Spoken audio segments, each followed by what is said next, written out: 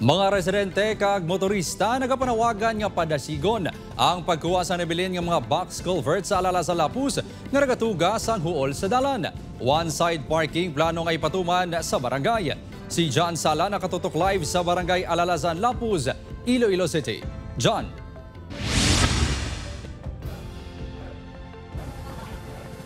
Kim, nagatugas ang traffic.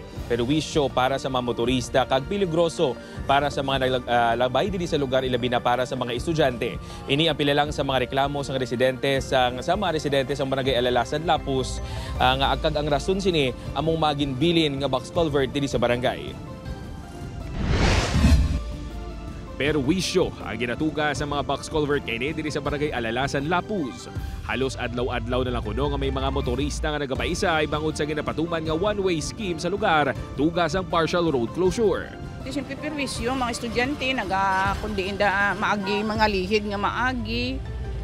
Perwisyo sa mga estudyante. Ag sa mga commuter nga sir Dasigo nila. Kay tidutay lang la workers so. Siguro mapilaan pa ni, masimanahan pa ni. Ay, hindi na kami kagwanta, sir. Bulan na digani, sir. Apektado sang sitwasyon ang mga motorista. Suno kay Manong Meme kung magdugay pa ini. Halos katunga sang ilakita ang mabuhin. Traffic Tama ka ka storbo ka ano sa nanggabiyahe. Halin sa Lunes, amat-amat naman kuno ini nga ginkuha sang kontraktor. Abang tuman kahinay suno sa mga residente. Manumduman nga naginyo ang mga punong barangay sang Alalasan kag Don Esteban kay Mayor Raisa Treñas nga pauntatod kag Isaylo sa iban nga lugar ang pag-fabricate sa mga box culvert. Ang proyekto ang ginpatuman sang DPWHI CDEO kag nakakontrata sa F. Gurea Construction Incorporated. Kaya dapat sir, dako nga construction company dapat may ara sila sir site kung diin dito nila na pang-obra ang box culvert. Amo na sir na grabe ang traffic kay ginidas-idas dayan nila sir.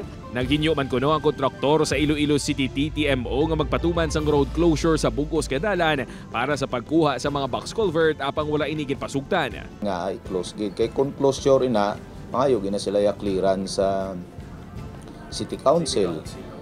Ti ang samon niya silingko ti kon tanaw naton kung ano ang inyong work plan kag ti amon ma-recommend ya gabi lang. Gintinguan sa news team makuha ang bahin sang kontraktor apang wala pa ini sang opisyal nga pahayag. Dugang pagid sa kagutok sa dalan ang on-road parking sa mga motorista sa barangay. Gani plano sang barangay nga magpatuman sang one-side parking scheme. Nag-recommend kami sir nga one-side parking lang kami. Sang 3 wheels vehicle lang. Hindi pwede 4 wheels, hindi pwede 2 wheels.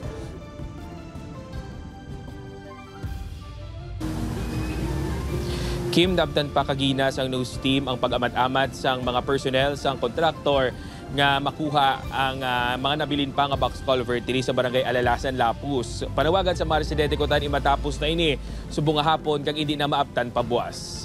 Kim? Madamogid nga salamat, John Sala.